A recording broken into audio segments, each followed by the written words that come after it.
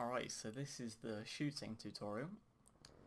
Just going to show you different types of shots and how you can get good at them. I recommend for shooting, either going into free play or custom training, loads of different shots. You've got wall shots, aerial shots, high level shots. I'm going to try high level shots for this one. I haven't even seen what this is before I've gone into it. It might be really hard.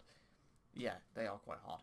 But when you're shooting, there's loads of different types of shots you can do. Ground shots, aerial shots, shots off the wall. I'll show you a few different types. For 1v1s, that is never going to happen because you're never going to receive a pass like this. But, you know, it's a killer shot if you can, I don't know, if your opponent knocks it to you for whatever reason.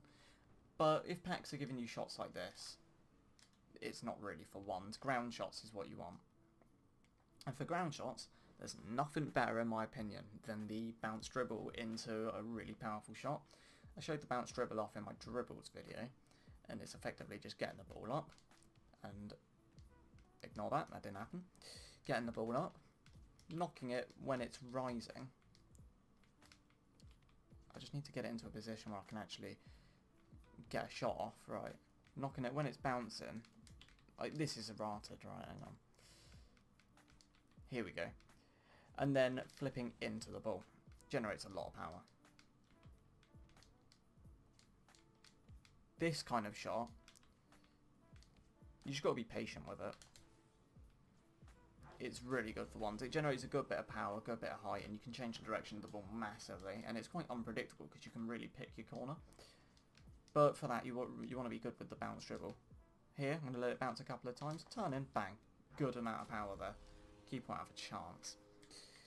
That is probably what I would class as a ground shot. Different types of shots you can do. Wall shots, you can come off the wall and then smack it.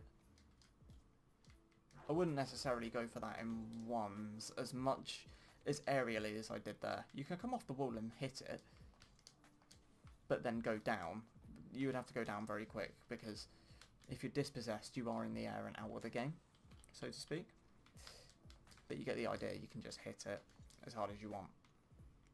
Aerial shots, this is going to be quite hard for me to demonstrate, but you want to hit it onto the backboard really. So I would suggest getting a bit of a bounce dribble going. This is like the core components at any 1v1. Hitting the backboard, this is going to be hard. I wouldn't necessarily go doing this in a ones game. And then aerialing. Although I would say the majority of your ones goals will be either shots off the wall, air dribbles once you get to quite a high level, or then bounce shots into the power shots. Bounce dribbles into the power shots, sorry, like that. Because you see that puts it high and changes the direction of the ball massively. What you want to do when it's going, pretend it's bouncing here, even though it's not. It's moving to the right, so you flip to the left. You cut in and shoot in the opposite direction. Not only does it change the direction, gets a good amount of height on it as well, and a lot of power, making it almost unsavable.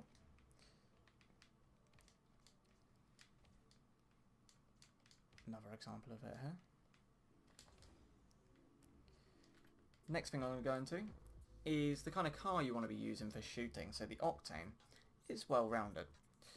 The Batmobile, or the Dominus, is really good for generating power. Reason behind it is the amount of pressure on the ball you can get from the corners of this car, because they're so pointy, is ridiculous. If you get that bounce dribble going again, hit it on that corner, it's so much more powerful. Because if you look, it's just a square. It's a straight corner. I wouldn't necessarily go doing this if you're new to it, but air rolling and then hitting the ball is quite a good technique as well, because it allows you to really hit that corner. You see that? I air roll and then hit into it. Again, it allows you to place your shot very well. I would say if you're comfortable with dribbling, using a car like this is probably better for ones, because you can just generate a lot of power really. It's quite OP. But the problem with it is dribbling it is a little bit harder because it's so low. Curbing it up's a bit trickier, but roof dribbling is easier. It's a trade-off. Depends what you're into and if you're comfortable with it. But for the power, these vehicles are much better. Breakout's another example of a car which would be good for this. Getting a power, there's a common misconception among a lot of people that the most amount of power, look, you see I just tried to curb it up then, but because the car's so low I can't. Right. People think that that's the most powerful way to take a shot. And for the most part they're right in most situations. Hitting it like that, see, that's so much power. Although that's not always useful. Say you're bouncing it and the ball's moving at quite some speed to the left. Doing that, not only have I just shanked it wide, but it wasn't even that powerful. Turning into the ball and then shooting behind the goalkeeper, that's what you want to do. As much as you can. Say they're front post here, pretend there's a keeper front post. Turn, shoot behind them, because they have to backflip or aerial backwards and it's hard. If you hit it in front of them, they can just drive forwards and hit the ball. It's not that difficult. You can also do pinches, actually. This isn't something that I plan to cover. But say the ball's rolling.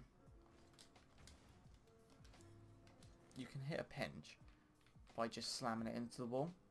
Sometimes you can generate some nasty power off of this. Go on YouTube and look up the Cuxir. Spelled like this. Cuxir pinch. That is exactly what I'm trying to do here, but I'll never be able to do it because it's really tricky. But it generates some nasty power and you can score. And that actually set me up for an aerial shot like that. And I missed. But you get the idea. You can aerial it and then score. For aerialing, you can either do a double jump aerial, which is a bit harder, and you will probably see yourself backflipping a lot whilst you're trying to do it. What that is, hate this car, knocking it up. Let me just get it up in the air a little bit. And then double jumping whilst you go into the ball. Lets you get up a bit faster, especially if you boost when you're going up as well. It's a bit faster than doing this, but when you do that, you can flip.